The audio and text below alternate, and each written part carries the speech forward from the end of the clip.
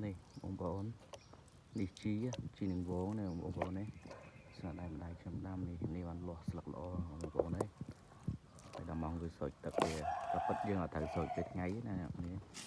តែនេះថាវាផឹកមិញខ្ញុំអត់សូវបានតបានស្រោចនេះតាមប្រទេស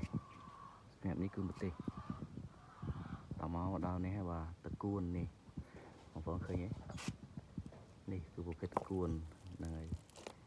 ត្រូវការស្រោចទឹកវាដែរហើយនេះនេះគឺជីដូចគ្នាដែលប្រភេទជីដែរតែយើងយកទៅស្ងោរជ្រក់ស្ងោរអីបានហើយនេះសម្រាប់នេះគឺតកួនបងប្អូនតកួនយើងស្រោចទឹកហ្នឹងទៅតាមត្រូវត្រូវស្រោចពេលថ្ងៃកាលណាដែលយើងស្រោចពេលថ្ងៃគឺវាលូតលាស់ប៉ុណ្ណេះមកស្រោចពេលថ្ងៃវាអាចនឹងឡោកស្លោកអញ្ចឹងណានេះអាចនឹងស្លោកស្លឹកស្លោកអីចឹងនេះខ្ញុំធ្វើវីដេអូបង្ហាញប្រាប់បងប្អូនអរគ្នាថា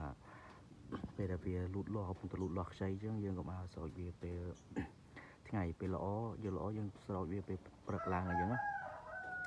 ពេលព្រឹកឡើងគឺល្អបំផុតសម្រាប់យើងព្រឹកឡើងហើយក្បាលប្រលប់ឲ្យយើងរៀបសម្រានអីចូលគេងចូលអីចឹងយើងសម្រានទៅហើយដល់ពេលអញ្ចឹងយើងរៀបចំទៅវាស្រោចទឹកវាទៅដើម្បីវាត្រជាក់កាលណាវាត្រជាក់វាលូតលាស់ល្អហើយនេះក៏តកួនដូចគ្នាដែរបងប្អូន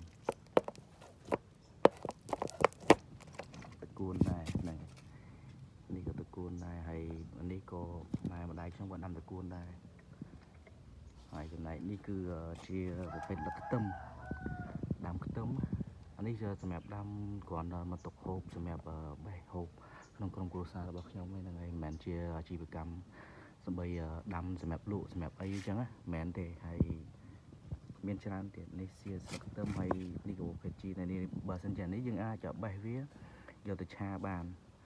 ប្រភេទអាហ្នឹងយកទៅឆាបានដូចគ្នាបងប្អូនយកទៅឆាហើយនេះក៏ជាប្រភេទជីដែរជីនេះយើងអាចស្រោចទឹកពេលថ្ងៃបានបើប្រភេទតកួនអីវាចំលូតលាស់អញ្ចឹងយើងអាចស្រោចទឹកពេលថ្ងៃបានទេមិនបាច់ចំស្រោចវាទេតែណាស្រោចវាអត់ល្អទេអញ្ចឹងហើយមានច្រើនប្រភេទទៀតនេះជាប្រភេទផ្កាទៀលបងប្អូនស្គាល់ទេ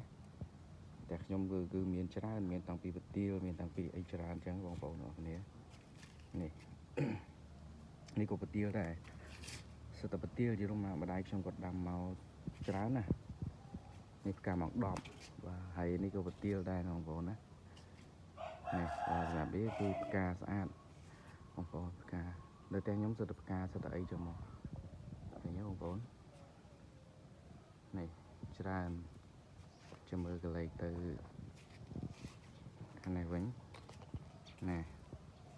ដូចជាសួនអញ្ចឹងបងប្អូនអរគ្នានេះមានផ្កាមានអីច្រើនអញ្ចឹងណា